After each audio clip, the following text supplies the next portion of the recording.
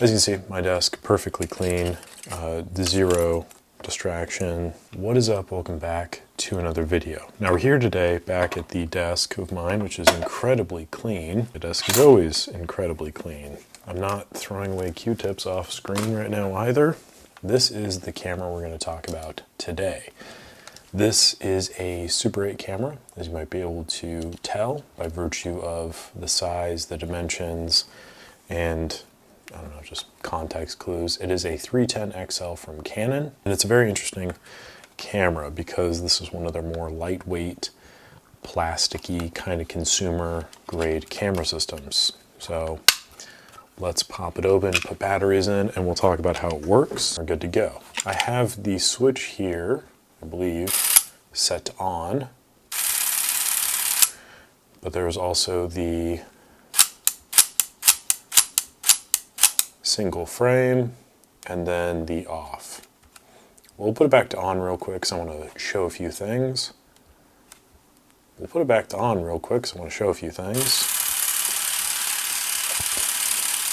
So you're seeing everything that's moving there. Obviously this is your main motoring system here. This is your film intake, and then that also controls the shutter right there. Now what also is moving is this little deal right here, and this actually controls your zoom. So notice as I press in on your power zoom button here and down on your power zoom button here, that is going to move your focus disc or focal disc, whatever. It'll zoom in and out basically. What's interesting is that this basically means you only have one motorized unit in here, which makes this a much more lightweight version because you don't have to have two motors, one that's independent and operating separately from your main power. So as I press in and down on here, it's basically just moving this gear in and out from where it needs to be. It has nothing to do with running actual power. Just kind of a simple way in which you simplify the system. Now obviously you have manual control of the zoom as well, and there's a macro feature too, which just disengages completely because there's no gearing right there on the lens. So move this up, you can see the little teeth there, and as I press in on this, that will sync up with a gear up here, which rotates it this way, or if I press down on this, it will move the gear down, which moves it that way. The other thing that's worth noting about like the simplicity of the system is it only has one shutter speed. Typically on a lot of Super 8 cameras, you'll have like an 18, a 36, a 24, somewhere along those lines. You might even have something like a 60 or something like that. And that can be nice if you want a variety of different speeds, but if you just want the simplicity of the circuit, because it really is quite simple, you have your power coming in here and that's about it. That's how it's operated. Now there's a few things too. You have this little deal here, which is a simple readout for how much you have left on the film. You also have a battery check system here. So if I press down on that, that little red light initiates, meaning that there is indeed power in the camera, and that's through the viewfinder. Now if you want to take this off for any reason, if you have a 310 XL yourself, it is very simple to do, although I don't really recommend it because it is a little bit scary. There's leather that sits here, leather that sits here, two screws there, nope, one screw here, two screws there, a very small screw in the front up there, and then a plastic bar that covers a screw right there. You just need to take this panel off, and then from here you can access this whole deal, which is great because dust collects in here and in here. So it's good to get that cleaned out, make sure that your viewfinder is as clear as possible. The only thing I would note is before you put it back on, make sure that whatever you have selected here corresponds with what you have selected here. That way there's no issue getting it back on.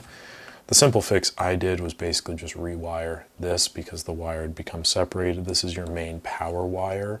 It leads into the contact through here. So just put a new wire in there, soldered it in to right there. As you can see, did a fantastic job.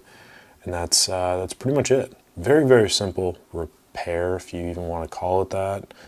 But I just thought it was worth noting. some of the kind of beautiful simplicity of this Super 8 camera system. The final thing that I want to talk about here is when we're talking about what makes the camera run, what makes it kind of understand where it should be, it's actually very simple. So as I press in on this, notice that these two contacts are about to bridge, and when they bridge, then the shutter begins. And the other thing to note is that as I rotate this around, notice the separation of that contact right there. So as I turn it on, rotate this around, those contacts come into play. And as they do, then that all bridges in and you get power to the motor. As I turn it off and I connect these contacts here, nothing happens because those two contacts, that main contact, is not connecting. Now, ultimately, this shouldn't be something you are that concerned about unless somebody's been in here tampering with it, or if you drop it in a very weird way, I suppose, that could be something to note. But ultimately, I just want to point out that the pure simplicity of the system is designed in such a way that, you know, there's a main power switch and then there's your motor on-off switch there. So as I turn this on, there is power through the system, but it isn't until those contacts are bridged that it runs through the motor. Now, another thing that this camera has is this little thing here, which you might recognize as a shutter cable release, and that goes into this contact here, and it basically functions the same as this. It's just if I press in on here, the shutter goes as well. So if you wanted to have a cable release for whatever reason, that will also work. So just another little thing to mention. The motor also sits like right there if you were curious where it's at. And it kind of gives the whole camera a good little bit of balance towards the front with this very flimsy little handle that looks like a remote control. But that's pretty much it. That is the totality of things worth kind of talking about in terms of this camera system. It's very simple, very straightforward, but it's elegant in that simplicity, I would argue. And now I just have to make sure that that cord is not in the way of the viewfinder, and it's not, and we are good to go. So we'll just tighten this up and put the leather back on, and I think it is good to run. So thank you for watching. Hope you enjoyed it. Hope you learned something. Like the video if you did. Subscribe to the channel. Appreciate it as always, and I'll catch you on the next one.